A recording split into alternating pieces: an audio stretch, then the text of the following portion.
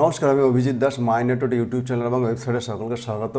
আজকের ভিডিওতে আমরা দেখব কি পাইথন এক্সিকিউশন মোড, অর্থাৎ কি যে পাইথন আমরা একটু আগে ইনস্টলেশন করলাম, আমরা সেই ইনস্টলেশন করার পর আমরা এখানে যখন আছে আমরা এটাকে আপডেট করছি না, ছেড়ে দিলাম। তো সেই আমরা প্রোগ্রামটা কীভাবে চালাবো তার দুটো মোড আছে, একটা হলো ইন্টারাক্টিভ মোড, একটা হলো স্ক্রিপ্ট মোড।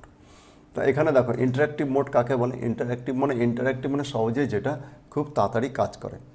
তো এখানে দেখো এই যে আমরা যখন মনে করো এখানে সিএমডি লিখলাম, সিএমডি লেখার পর এখানে কমান্ড প্রম্পট খুললো, এটা আমাদের ডস খুললো, এখানে পাইথন টাইপ করলাম, পাইথন এটা এন্টার করলাম।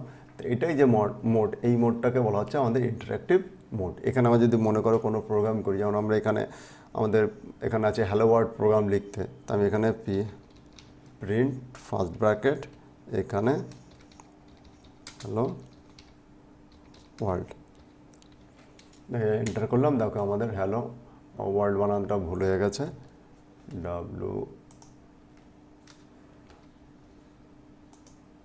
কোথায় হ্যালো ওয়ার্ল্ড, আমি এখানে ফার্স্ট ব্র্যাকেট ক্লোজ করলাম, এন্টার প্রেস করলাম, হ্যালো ওয়ার্ল্ড। তো দেখো এখানে আমাদের শুধুমাত্র প্রিন্ট হ্যালো ওয়ার্ল্ড লিখে দিলে আমরা এখানে একটা আউটপুট পেয়ে যাচ্ছি। কিন্তু অন্য কোনো প্রোগ্রামিং ল্যাঙ্গুয়েজে কমপক্ষে এরকমই হ্যালো ওয়ার্ল্ড লাইনটা একটা লাইন প্রিন্ট করে দেখার জন্য 6 থেকে 7 লাইনের আমাদের কোড করতে হতো।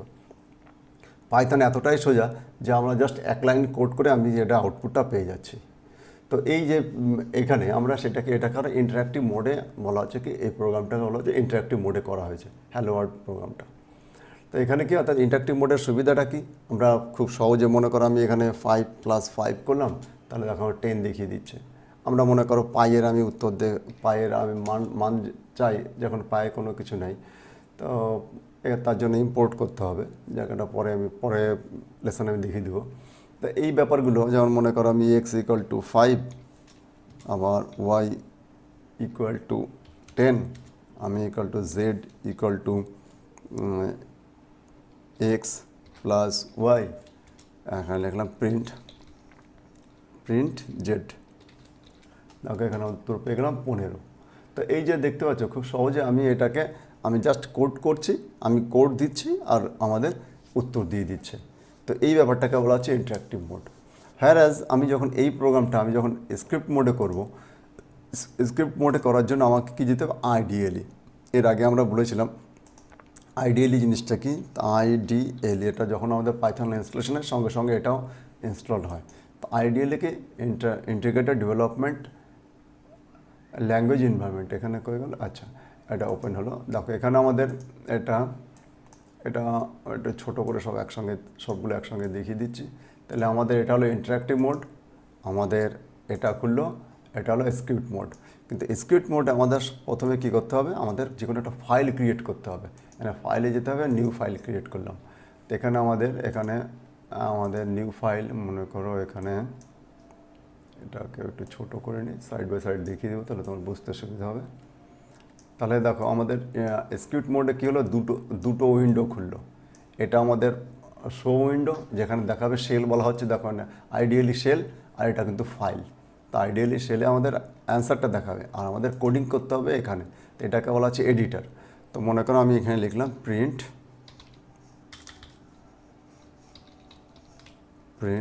ফার্স্ট ব্র্যাকেট দিয়ে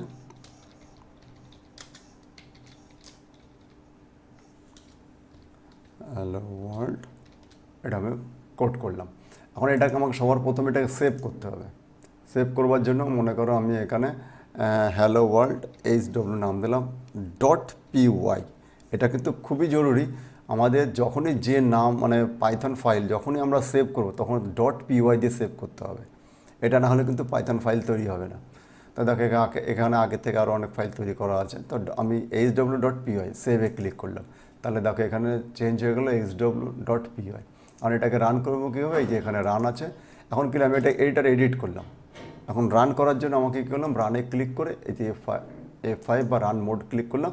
দেখো এখানে আমাদের শেলে আমাদের উত্তরটা দেখা গেল, হ্যালো ওয়ার্ল্ড। তো এইটা হলো আমাদের কি ইন্টারাক্টিভ মোড, ইন্টারাক্টিভ না, স্ক্রিপ্ট মোড, আমি ভুল বললাম।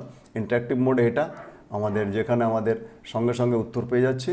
আর স্ক্রিপ্ট মোডে আমাদের কী হলো, আগে প্রোগ্রামটাকে লিখতে হলো, তারপরে প্রোগ্রামটাকে আমাকে সেভ করতে হলো, তারপরে এটাকে রান করাতে হলো। তো আমি যেমন দুটো সংখ্যার যোগফল, আমি যেমন গেলে x=5, এখানে y=10, z=x + y এবং প্রিন্ট z।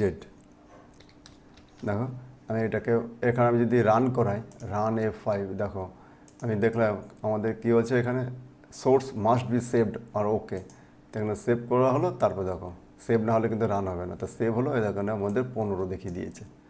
তো আমি এখানে যদি মেসেজ দিয়ে দিতে পারি সামেশন,